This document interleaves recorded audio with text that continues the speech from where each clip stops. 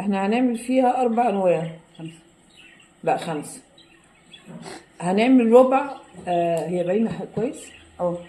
هنعمل ربع كروم، وهنعمل ربع ورق عنب، وهنعمل ربع ورق سلق، وهنعمل ربع ورق خس، وهنعمل ربع ورق لفت. انا ما كنتش بصور لكم المحشي الايام اللي فاتت لان ما كانش في حاجه مميزه، يعني هو اللي بنعمله كل مره، بس قلت المره دي اوريكم ان انتم ممكن لو عندكم خصايه جايبينها او اللي هي حزمه الخس اللي بنجيبها 4 5 خصات دي، انتم ممكن تاخدي ورقها وتعملي بيه، وهيبقى جميل وخفيف، وعايزه اقول لك طعمه تحفه. بس انا هرجع عشان مش هعمل جنبه اي حاجه، ولا بط ولا فراخ ولا اي حاجه. قلت هعمله ايه بلحم مفروم. ماشي. بصوا الورقه بتبقى صغننه كده. ماشي. هنعمل كل ربع لوحده.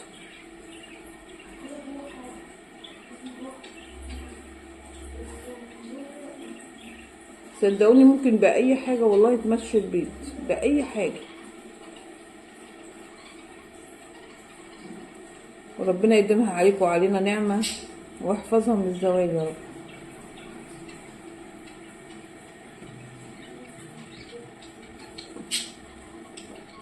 انا بقى ما بعملش هنا، يعني مش لازم الربع عندي يكمل على الاخر، لان انا عندي ناس في البيت هنا سبحان الله دايما ما بياكلوش، مش فاهمه ايه نظرياتهم يعني. بس ساعات بقول معلش، يعني مع ان الشتا بتاكل، بس مش عارفه في ايه. يلا الحمد لله. والله يا بنات بقالي كام يوم بنعمل الاكل وزي ما يكون الواحد لسه واكل خروف.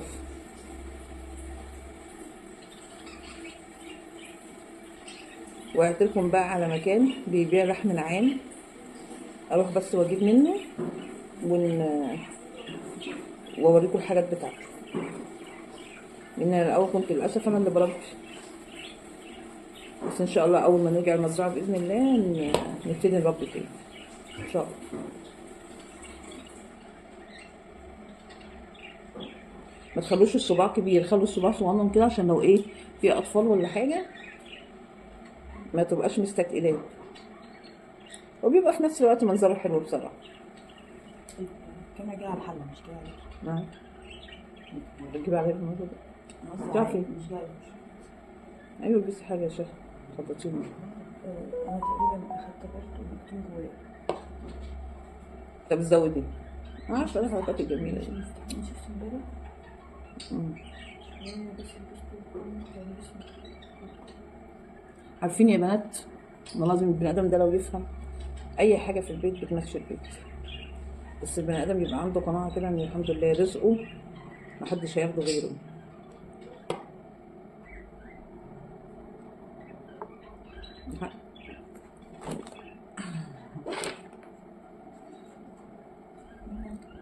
الاستاذ ممش كان عايز يجي قدام الكاميرا، عايز يوريكم نفسه، فطبعا عشان يجي قدام الكاميرا يبقى لازم يعدي بحور.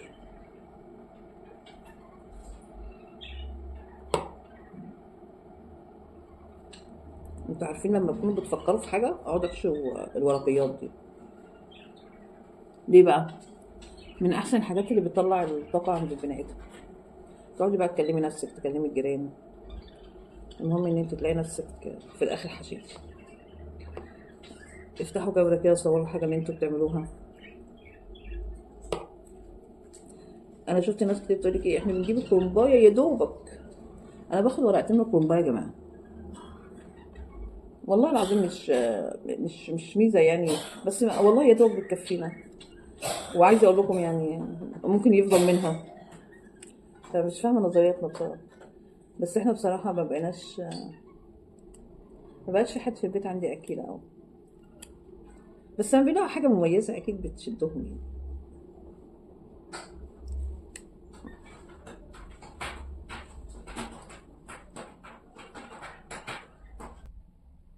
زمان لما كانوا البنات لسه صغننين قوي كنت بحب اعمل لهم صوابع كده تحسوا انها مش باينه، بس كانوا بيفرحوا بيها. دلوقتي الصباع كده ويقعدوا يقولوا لي هو ليه كبير كده يعني. بس لما بيشوفوا بقى الناس بره يعني بيحمدوا ربنا على النعمه اللي احنا فيها. احنا صباعنا لسه صغنون، ممكن يكون مش صغنن قوي زي ما كنت بعمله لهم بس صغنون يعني ما يلكمش، فاهمين قصدي؟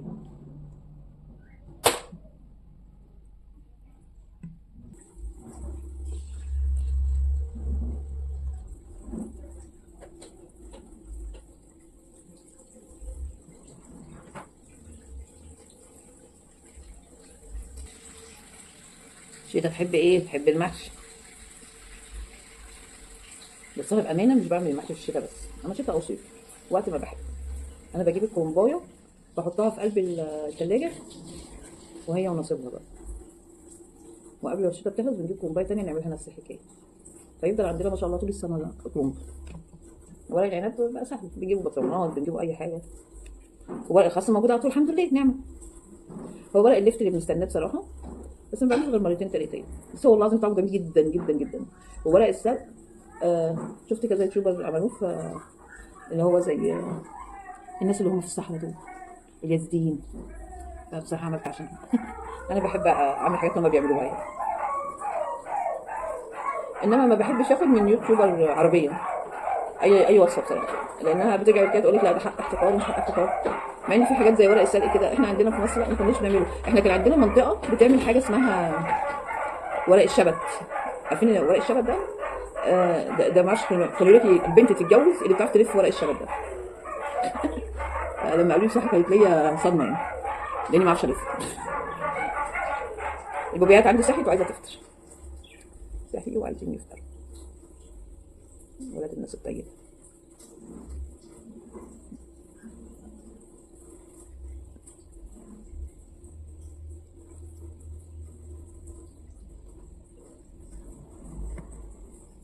احنا كده بنعمل فطارنا النهارده، بعمله بدري كده عشان ابقى خلصت بدري.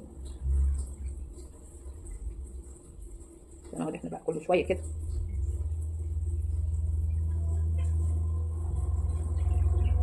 قطقوطه يا حلوه يا زنطوطه يلا.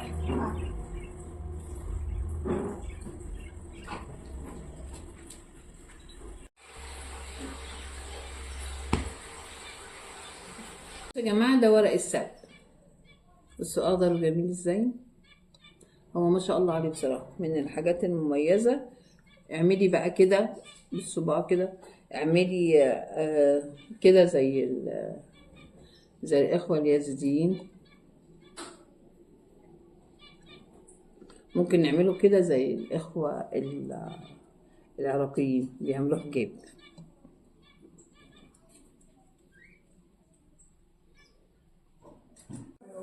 بسم الله الرحمن الرحيم.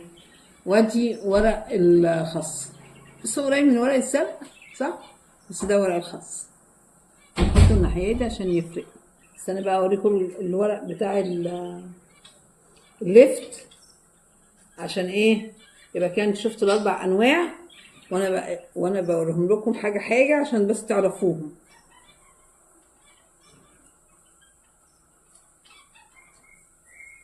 احنا عملنا 5 أنواع شفتوا بقى، وهنعمل حلة بنت ناس يعني اللي هي تقضي 4 تنفار مرتاحة. بصوا ادي ورق الليفت